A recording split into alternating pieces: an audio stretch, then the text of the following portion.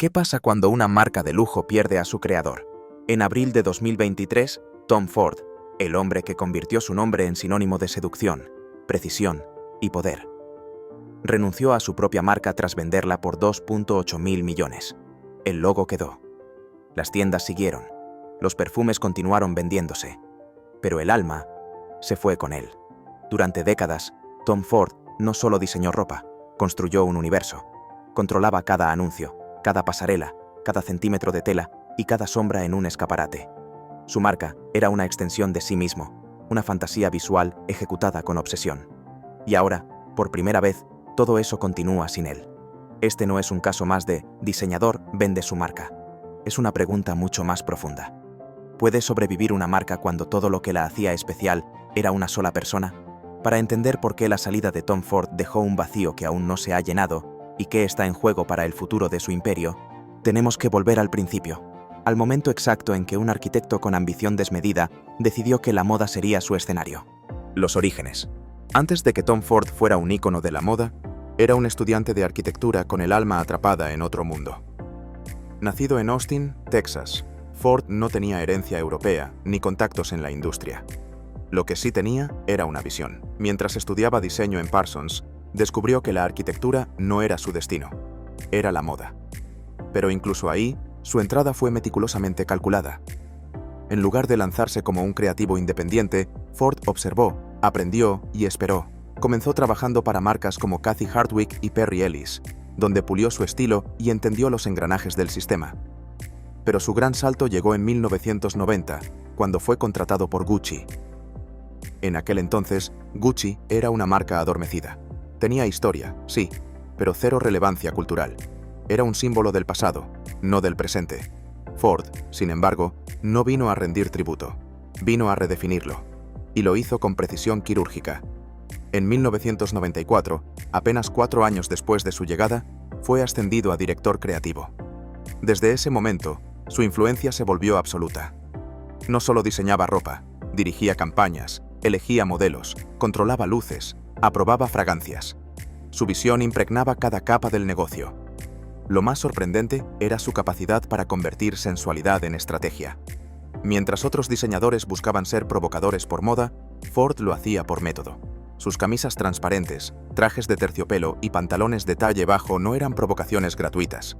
Eran herramientas para devolverle a Gucci una energía sexual y visual que capturaba titulares y vendía productos. Pero el ascenso de Ford no se detuvo ahí. A medida que Gucci adquiría otras casas como Balenciaga y Yves Saint Laurent, su influencia se expandía. Fue designado también como director creativo de ISL, a pesar del rechazo del mismísimo Yves Saint Laurent. ¿La respuesta de Ford?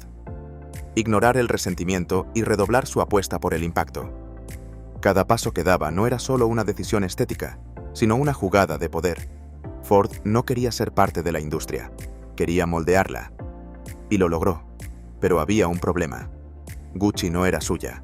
Y con el tiempo, esa falta de control absoluto sería lo que lo llevaría a soltarlo todo. El éxito. Cuando Tom Ford tomó las riendas creativas de Gucci, la industria esperaba un rediseño.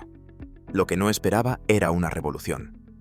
Entre 1994 y 2004, Ford transformó Gucci de una marca en declive en el símbolo máximo del lujo moderno.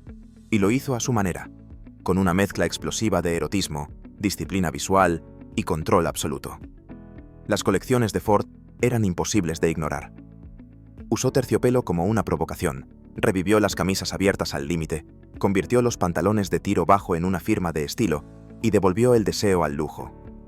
En pasarela, todo brillaba, todo seducía. Pero fuera de ella, el plan era aún más meticuloso. Cada campaña publicitaria era una obra cinematográfica. Tom elegía a los fotógrafos, supervisaba los encuadres, controlaba la iluminación, redactaba el texto.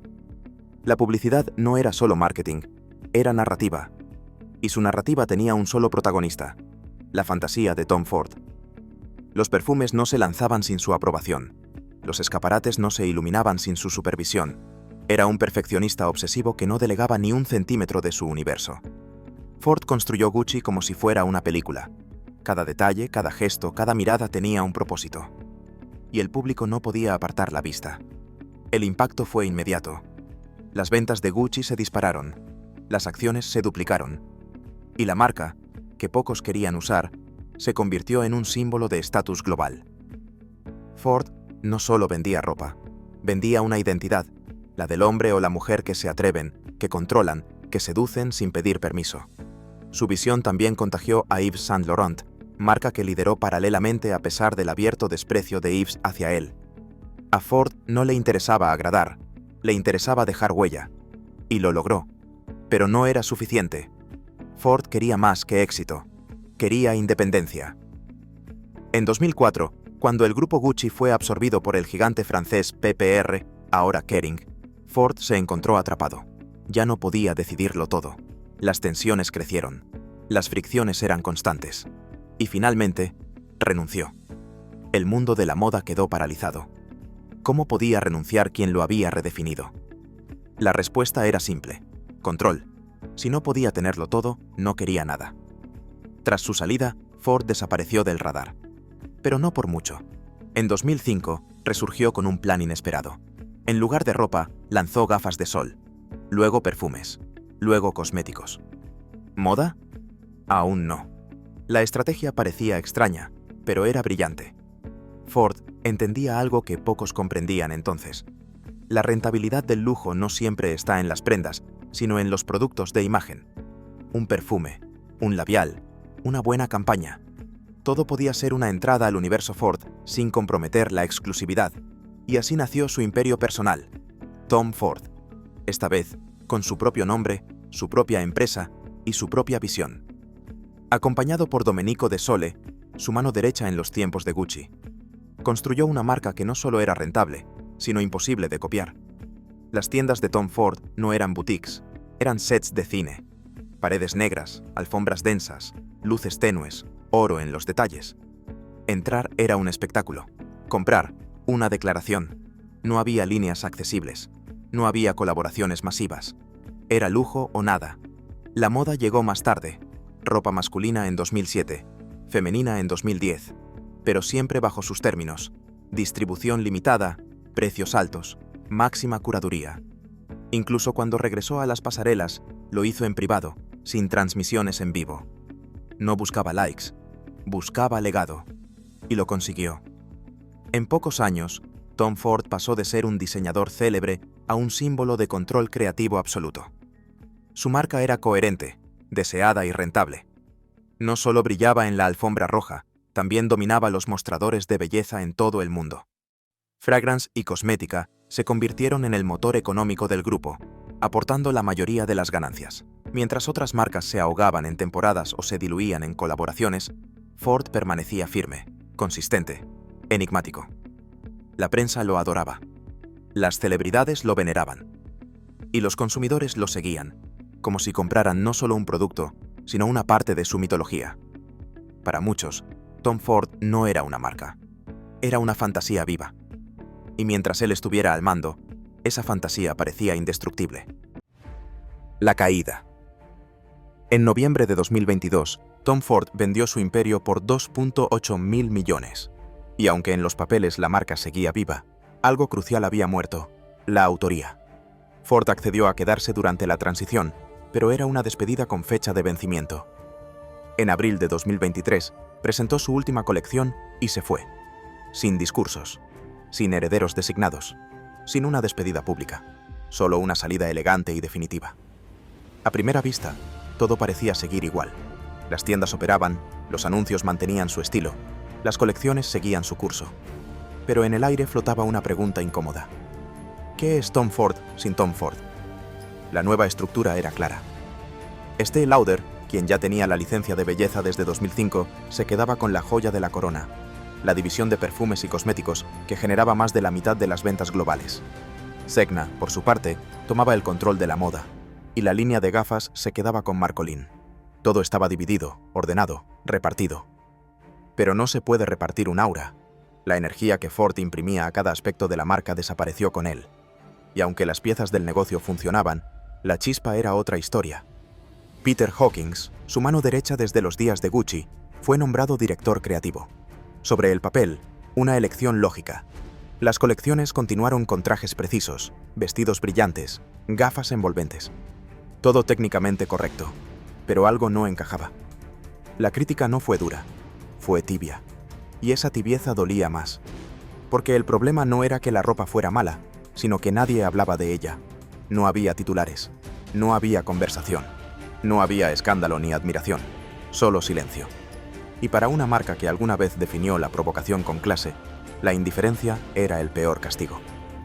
Al mismo tiempo, Estée Lauder aceleraba su máquina. Nuevos perfumes, más labiales, campañas globales. Desde una perspectiva financiera, era un triunfo. Tom Ford Beauty ya valía más de 1.000 millones por sí sola. Pero esa expansión tenía un costo. La ropa dejó de ser prioridad. La moda ya no lideraba la narrativa. Era un complemento visual, no una declaración de marca. La disonancia se hizo evidente. La moda seguía el guión, pero había perdido el alma. Las campañas eran pulidas, sí, pero predecibles. Las tiendas seguían siendo templos del lujo, pero sin sacerdote. El mundo Tom Ford ya no se sentía como una experiencia, sino como una imitación de lujo. En 2025, tras solo 2 años en el cargo, Hawkins fue reemplazado. Su salida no fue un escándalo, fue un ajuste. En su lugar, Estée Lauder tomó una decisión inesperada. Nombró como sucesor a Guillaume Jesel, el CEO de Tom Ford y un ejecutivo de belleza, no de diseño. La elección decía mucho. Ya no se trataba de mantener una visión creativa. Se trataba de optimizar un activo, de convertir a Tom Ford en una plataforma global de licencias, no en una marca de autor. La moda ya no lideraba. Seguía. Y en junio de 2025, la primera colección bajo Jesel confirmó ese cambio. Las prendas eran limpias, severas, técnicamente impresionantes. Colores joya, cortes estructurados, brillos metálicos. Pero la contradicción que definía a Tom Ford, lujo con guiño, poder con deseo, ya no estaba. En su lugar, un tono más editorial, más frío, casi clínico. Una marca en armadura, no en movimiento. Las reacciones fueron mixtas. Algunos la vieron como una necesaria reestructuración, otros como el fin del espíritu Ford. Y ahí estaba el dilema. Sin Tom Ford, ¿qué era Tom Ford? La marca sobrevivía. Pero sobrevivir no es lo mismo que liderar. Y para un hombre que construyó su imperio en torno al control total y la coherencia estética, este nuevo capítulo parecía una versión diluida de su visión original. El legado estaba intacto, el negocio también. Pero la identidad, esa estaba en juego. Imagínate que un día despiertas y alguien más está viviendo tu vida, usando tu nombre, tomando decisiones en tu lugar, y tú no puedes hacer nada. Eso es exactamente lo que pasó con Tom Ford. Durante décadas, cada hebra de su marca fue tejida por sus propias manos. Y hoy, todo sigue. Las campañas, las tiendas, el logo. Pero él ya no está. La pregunta es brutal y necesaria. ¿Puede una marca seguir siendo ella misma cuando ya no hay nadie detrás del telón?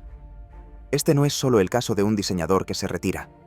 Es la historia de lo que ocurre cuando el alma se separa del cuerpo, cuando el lujo pierde su autor, cuando la visión se convierte en sistema. ¿Puede la magia sobrevivir sin el mago?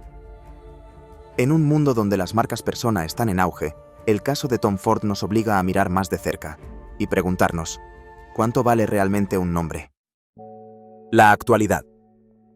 Hoy, la marca Tom Ford sigue viva, pero con otro ADN.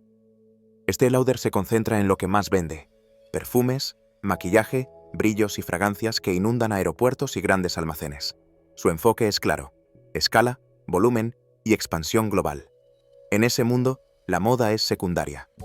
Zegna, encargada del diseño de ropa, mantiene las colecciones en marcha. Pero su misión no es reinventar, sino sostener. La estética se ha vuelto más rígida, menos provocativa. Los desfiles siguen, pero la emoción no. El Tom Ford de hoy luce impecable, pero le falta alma. El público lo nota. La prensa lo comenta. Y aunque los ingresos se mantienen sólidos, la marca ha perdido algo más difícil de medir: relevancia cultural.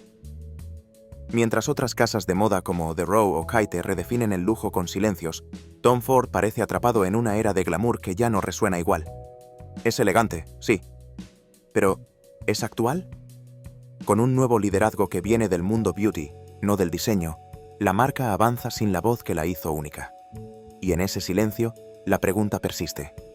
¿Puede una marca basada en un hombre seguir siendo auténtica cuando ese hombre ya no está? Tom Ford construyó algo más que una marca. Creó un universo donde cada detalle respiraba su visión. Hoy, ese universo sigue en pie, pero vacío. El negocio prospera, las tiendas abren, los productos se venden, pero el alma, la mirada, el riesgo, ya no están. Su historia es una advertencia para todas las marcas persona. Si todo depende de una sola voz, ¿qué queda cuando esa voz se apaga? La marca Tom Ford aún lleva su nombre, pero ya no le pertenece. Y la pregunta es inevitable. ¿Cuánto tiempo puede durar un espejismo antes de que el público note que está mirando una copia?